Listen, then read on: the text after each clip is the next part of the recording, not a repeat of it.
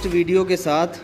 ये एक ऐसी वीडियो है जिसे इस कोई भी एज ग्रुप का आदमी देख सकता है, हर किसी को वो नॉलेज ही प्रोवाइड करेगा। इस टॉपिक का नाम है क्राइंग इंडिया शाइनिंग इंडिया। इस लेसन को इन्होंने 2 पार्ट्स में बांटा है। क्राइंग इंडिया आपको सोचने पे मजबूर कर देगा कि क्या हमारे इंडिया में ऐसा भी है, और दूसरा शाइनिंग इंडिया ये सोचने पे मजबूर करता है कि क्या मेहनत से, लगन से लोग बहुत आगे तक निकल सकते हैं। तो चलिए इसी चीज़ को लेकर हम शुरू करते हैं अपनी अगली इस वीडियो को, जो कि है क्राइंग इंडिया शाइनिंग इंडिया। अब जैसा कि आप जानते हो कि most of us are fortunate, हम में से बहुत सारे लोग लकी होते हैं, फॉर्चुनेट होते हैं। वी हैव नाइस होम, हमारे पास अच्छा घर होता है। वी ईट गुड फूड, हम अच्छा खाना भी खाते हैं। And we are getting a good education, और अच्छी पढ़ाई भी मिल सकती है। But there are many people in India, लेकिन वहीं पर कुछ लोग ऐसे भी हैं who do not have basic necessities of life, जिनके पास ज़रूरी चीज़ भी नहीं है, जैसे रोटी, कपड़ा और मकान।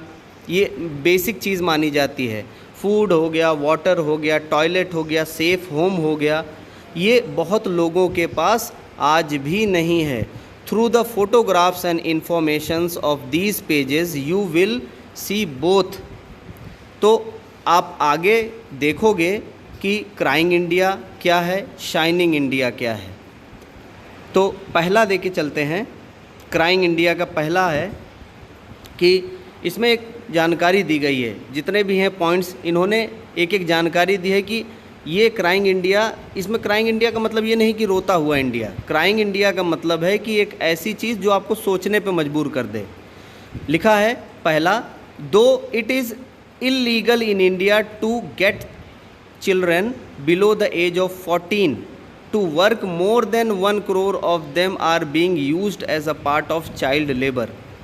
ये हमारे कंट्री में इलीगल माना गया है कि 14 साल के उम्र के नीचे के बच्चे ये काम नहीं करेंगे, मतलब इन्हें पढ़ाया जाए, लिखाया जाए, इन्हें किसी काम में ना लगाया जाए। लेकिन आज भी लिखा है more than 1 crore of them are being used as a part of child.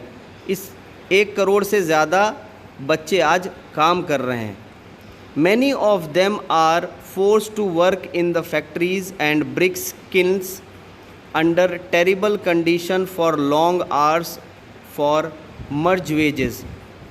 अब ये चीज़ है कि बहुत सारे बच्चों को फोर्स किया जाता है कि जाइए फैक्ट्री में काम करिए, जाइए ईंटें बनाइए, और वहाँ का कंडीशन टेरिबल कंडीशन, यानी गर्मी लग रही है, पानी की व्यवस्था नहीं है, और लोग पैसे के लिए वो बच्चे, छोटे छोटे बच्चे काम भी करते हैं।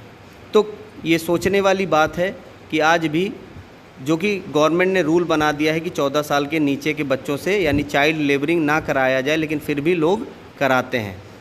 दूसरा point, according to the world bank the percentage of people, according to the world bank the percentage of people in India who are poor has reduced from 21% to 12.4%. This means that millions of the still belongs to BPL category। यानी इसका मतलब ये है कि according to world bank के अनुसार percentage of people in India who are poor, कुछ percentage गिरा तो है, यानी 21% से 12% हुआ है, लेकिन आज भी कुछ ऐसे लोग हैं जो बिलोंग्स टू BPL यानी बिलो पॉवर्टी लाइन, यानी गरीबी रेखा के नीचे हैं। यानी आज भी 12.4% लोग जो हैं गरीबी रेखा के नीचे हैं। नेक्स्ट पे आते हैं। थर्ड पॉइंट जो आपका है, अबाउट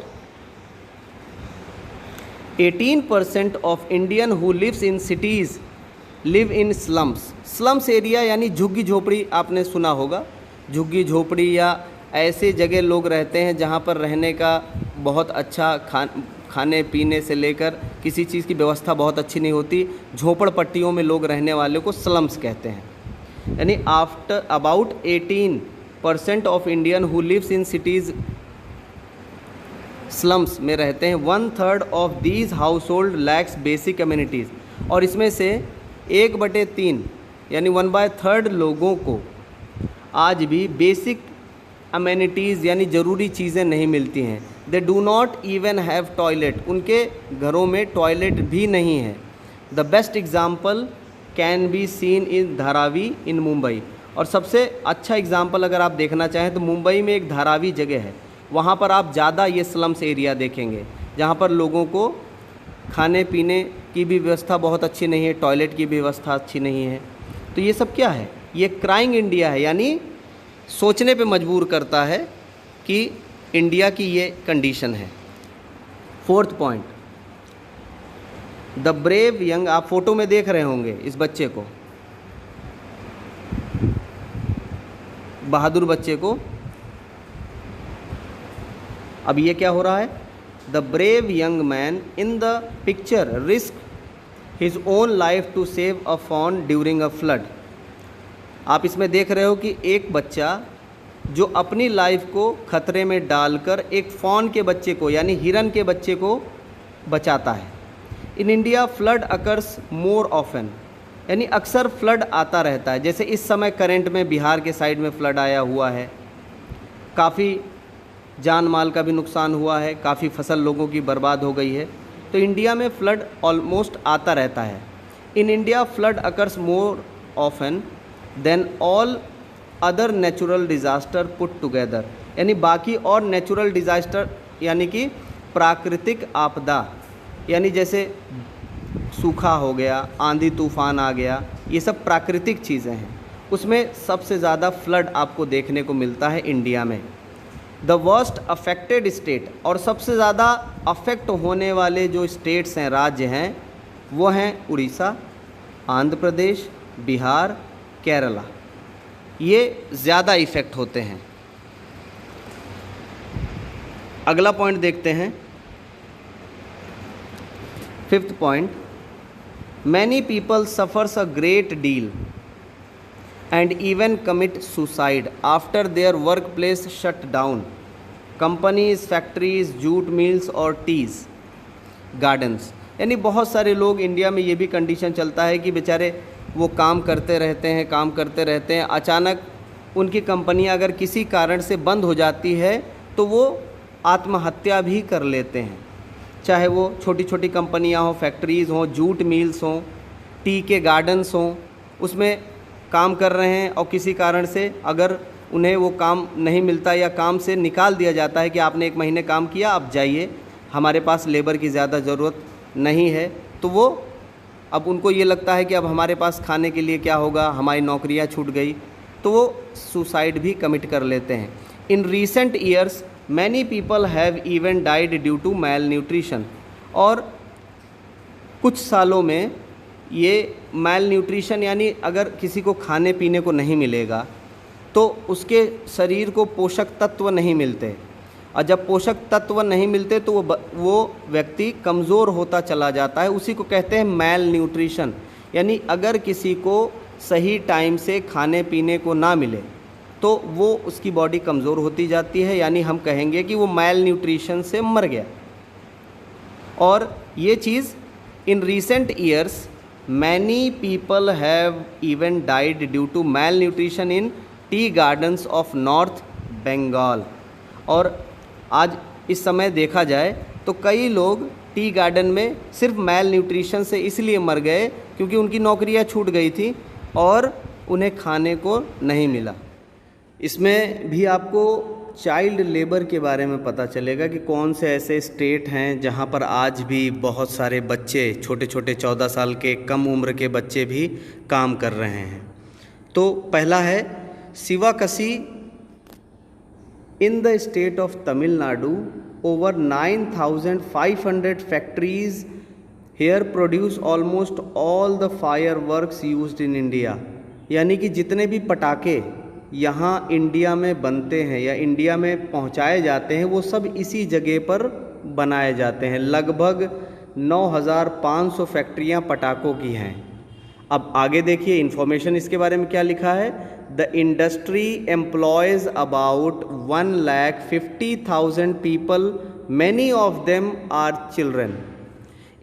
इन फैक्ट्रियों में लगभग 1.5 लाख लोग काम करते हैं, जिसमें मैनी ऑफ देम यानी बहुत सारे बच्चे ही होते हैं। In the same state many children work in the factories that manufacture matches and incense sticks. और इसमें बहुत सारे बच्चे कुछ ऐसे भी कंपनियों में काम करते हैं जहाँ पर स्टिक्स बनाए जाते हैं, माचिस की तीलियाँ बनाई जाती हैं। नेक्स्ट है India cuts and polishes about 70% of world diamond. यानी इंडिया में जितने भी वर्ल्ड में जितने भी डायमंड सप्लाई होते हैं उनमें से 70% लोग जो हैं 70% लोग हैं वो पॉलिशिंग का जो काम करते हैं, 70% लोग वो इंडिया के ही होते हैं। इंडिया में ही 70% पॉलिशिंग होती है। पॉलिशिंग का मतलब डायमंड्स में अपनी कोई चमक उतनी नहीं होती, जब उसको पॉलिश किया जाता है तब डायमंड देखने में सुंदर लगता है। अब इसके बारे में क्या है, 1.5 million are employed, about 20,000 of them are children. इस काम में 1.5 मिलियन लोग काम में लगे हैं, जिसमें से 20,000 बच्चे ही होते हैं। नेक्स्ट है silk industry in the state like Karnataka, Tamil Nadu employs many childrens. यानी बहुत सारी सिल्क इंडस्ट्री हैं, रेशम की इंडस्ट्रियां हैं जो कि कर्नाटका में हैं, तमिलनाडु में हैं। एम्प्लॉयज़ मैनी चिल्ड्रंस, बहुत सारे बच्चों को वो काम देती है।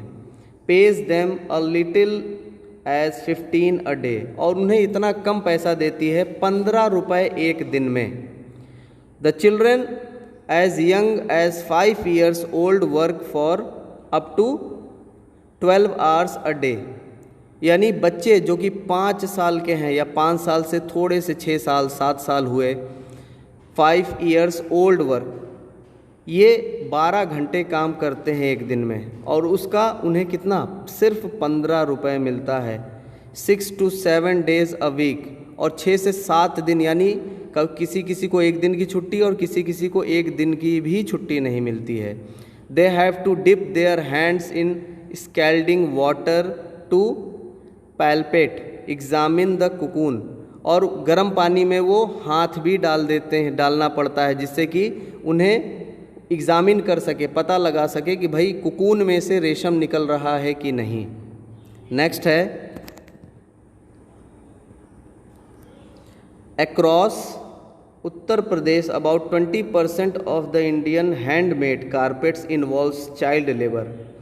इंडिया में उत्तर प्रदेश एक राज्य है जिसमें 20% इंडियाज़ हैंडमेड कारपेट, ये बच्चे ही बनाते हैं। कारपेट यानी जो हम ज़मीन पे बिछाते हैं, दरी टाइप का, वो सब बच्चे ही बनाते हैं। Most of it exported to the countries like, और इनमें से ये बच्चों द्वारा बनाई गई चीज़ें यूएसए भी जाता है, नॉर्दर्न यूरोप भी जाता है। इसमें कितने लोग लगे रहते हैं, कितने बच्चे लगे हैं?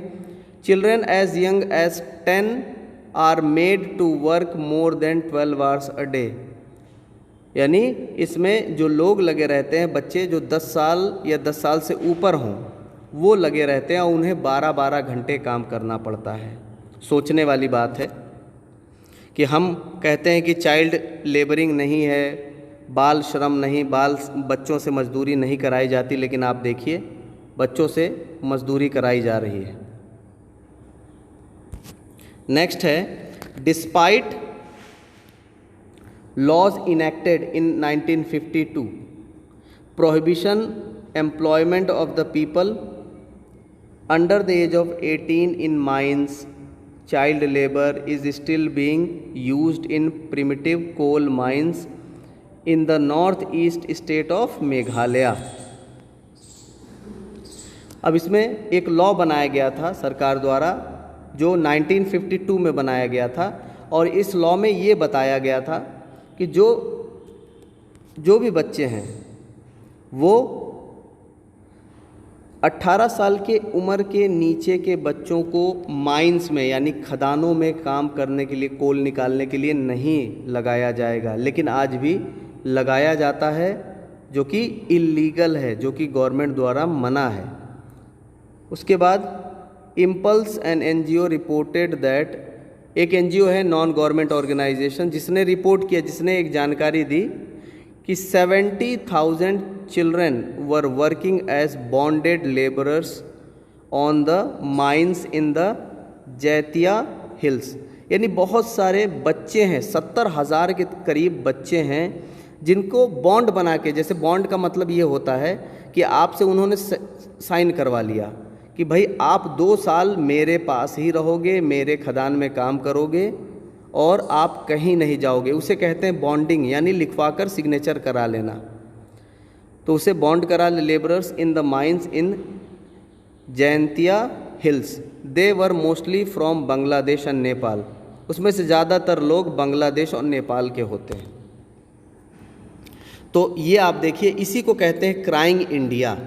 क्राइंग इंडिया का मतलब कि कुछ चीज़ें हैं जो हमें सोचने पे मजबूर कर देती हैं कि सरकार इतना कर रही है कि 14 साल के बच्चों को फ्री एजुकेशन भी प्रोवाइड करती है, मिड डे मील भी देती है खाने पीने के, कि बच्चों को अच्छे से 14 साल की उम्र तक के बच्चों को पढ़ाया जाए, लिखाया जाए। लेकिन आज भी देखिए कितने सारे ऐसे बच्चे हैं जो डिफरेंट स्टेट्स में आज भी हज़ारों की तादाद में बच्चे काम कर रहे हैं। अगला आता है शाइनिंग इंडिया। अब ये चीज़ जो है ये हमें मोटिवेट करती है, ये हमें मोटिवेट करती है कि अगर कोई किसी के अंदर अगर लगन हो, किसी के अंदर अगर लगन हो तो वो बहुत कुछ अचीव कर सकता है। जैसे इसमें 2 सिचुएशन दी गई हैं। एक सिचुएशन है अ चाइल्ड, आप सब लोगों को फोटो दिख रही होगी, एक ये सिचुएशन है, एक ये सिचुएशन है, 2 सिचुएशन है। चलिए पहले ये सिचुएशन पढ़ते हैं, बाद में ये सिचुएशन पढ़ेंगे। तो पहला है a child labour free station, यानी इसमें ये बताया गया है कि after completing her masters in social work, साची सिंह, एक साची सिंह नाम की लड़की थी जिन्होंने अपने मास्टर डिग्री यानी जैसे MA, MCom, MSc ये ख़त्म करने के बाद उन्होंने एक सेटअप किया, एक ऑर्गेनाइजेशन सेटअप किया जिसका नाम था एहसास। उनका काम सिर्फ ये था कि जितने बच्चे जो स्ट्रीट्स में यानी रोडों पर काम करते हैं, रेलवे स्टेशंस पे, रोड पे काम करते हैं, स्ट्रीट्स पर, रेलवे स्टेशंस पे काम करते हैं, spending their days during odd jobs, उल्टे सीधे काम करते हैं, उनको Ehsaas has worked hard to make the Charbagh railway station first station in the country to be declared child labour free. यानी वहाँ लेबरों से, बच्चों से, छोटे छोटे बच्चों से बहुत सारा काम कराया जाता था। ये पहला स्टेशन ऐसा है इंडिया का जिसको एक खिताब मिला है कि वो चाइल्ड लेबर फ्री है। यानी ये एक ऐसा स्टेशन है जहाँ पर बच्चों से काम नहीं कराया जाता। और ये किसकी देन है? ये एहसास की देन है, जिसको साची सिंह ने सेटअप किया था। About 100 childrens are provided shelter. तो जो बच्चे वहाँ काम करते थे लगभग उसमें से 100 बच्चों को शेल्टर, रहने का, खाने का, meal, educational and vocational training, उन्हें पढ़ाई लिखाई भी प्रोवाइड की गई। Moreover government railway police officer posted there double up as special child welfare officer to protect these disadvantages child. और एक पुलिस ऑफिसर वहाँ सेट किया गया गवर्नमेंट द्वारा, जो कि इन्हीं सब चीज़ों पर ध्यान रखता है कि अगर किसी बच्चे के साथ गलत हो या कोई बच्चा अगर पढ़ नहीं रहा है, छोटा बच्चा है, उससे काम कराया जा रहा है, तो उस पर ध्यान रखें। दूसरा कहानी बहुत इंटरेस्टिंग है, ये भी बहुत मोटिवेशनल कहानी है कि एक साची सिंह जो कि अपना पोस्ट ग्रेजुएशन, जो कि मास्टर डिग्री ले चुकी थी, उसने अपना पूरा ध्यान लोगों की हेल्प करने में लगाया। दूसरा है विक्की रॉय की कहानी। ये एक ऐसा बच्चा था जो कचड़े बटोरता था, कचड़े कलेक्ट करता था। देखिए लिखा है, Vicky Roy run away from home in Purulia in West Bengal when he was 11। Vicky Roy नाम का लड़का जो अपने घर से भाग गया था, जो कि पुरुलिया वेस्ट बंगाल में था, जब वो 11 साल की उम्र का था। For about a year he was a part of street gang. और लगभग 1 साल तक street gang spending most of his time picking up garbage in the railway station. और उसने 1 साल तक कचड़े बटोरे हैं रेलवे स्टेशन के। आप लोगों ने देखे होंगे पीछे बहुत बड़ा थैला लाद के और एक हाथ में एक स्टिक लिए रहते हैं लोहे की, उससे जो भी पॉलीथीन होता है उससे उठाकर और अपने बैग में डाल लेते हैं। इसी तरीके से इसने 1 साल तक काम किया। द सलाम बालक ट्रस्ट प्रोवाइड विक्की शेल्टर, और सलाम बालक ट्रस्ट नाम का एक इंस्टीट्यूट था जिसने विक्की को शेल्टर प्रोवाइड किया, यानी रहने का, खाने का, एजुकेशन प्रोवाइड किया। एट द एज ऑफ 17 साल की जब उसकी उम्र हुई, यानी 6 साल बाद, he was spotted and mentored by British photographer Dixie Benjamin. तो डेसी जो ब्रिटिश यानी फॉरेनर फोटोग्राफर थी, उनकी नज़र इस बच्चे पे पड़ी।